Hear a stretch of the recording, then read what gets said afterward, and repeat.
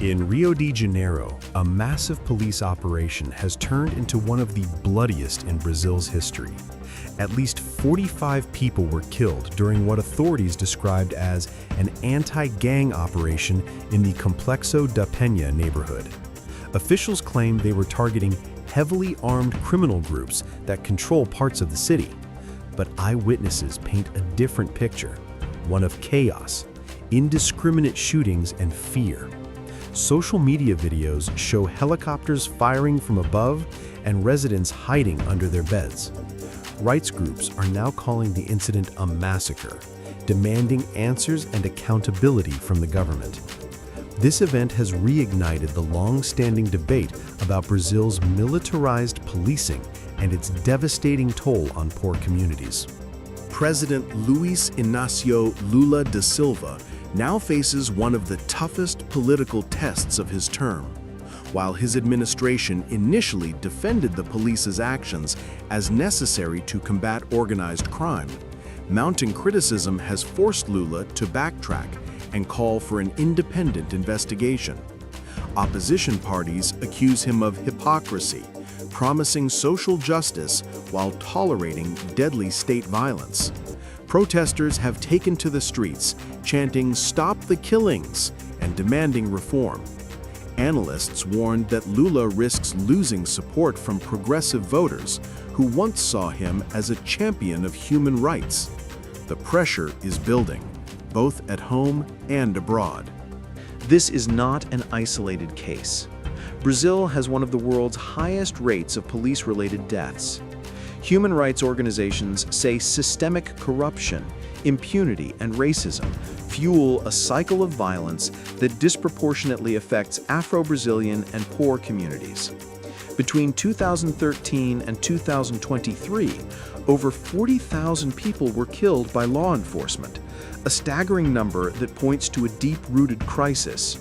Experts argue that without reforming the structure of Brazil's police forces and improving social conditions, these tragedies will keep repeating.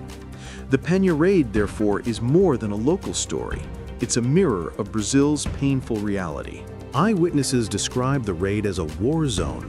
One local resident told reporters they came in shooting. It didn't matter who was in the way.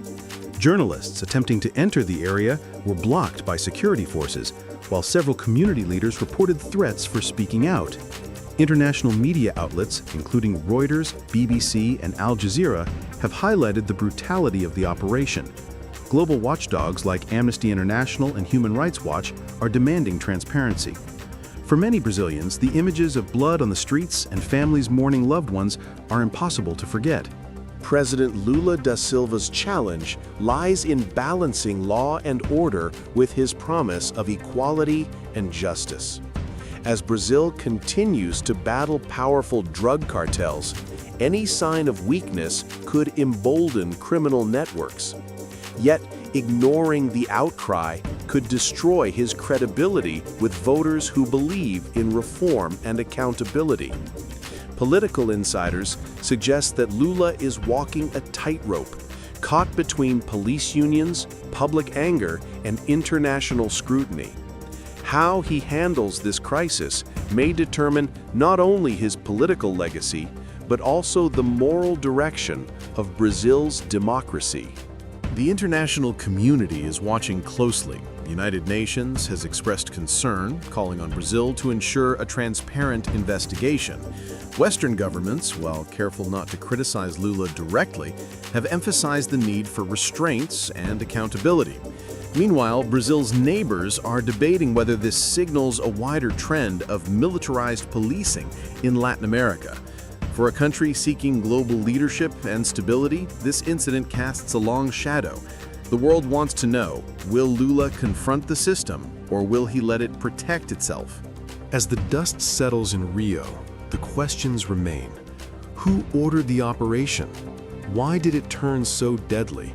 And will anyone be held responsible? For the families of those killed, justice feels far away. For Brazil's people, trust in law enforcement and in their leaders has been shaken once again. The Penha raid may be over, but its echoes will resonate for years. Whether this tragedy sparks real change or becomes another forgotten headline will depend on the actions of those in power and the voice of the people demanding accountability. You're watching AlertNow News, bringing you clear, fast, and reliable updates from the world of politics, economy, business, and technology. Don't forget to like, subscribe, and stay tuned for more global insights right here where facts meet clarity.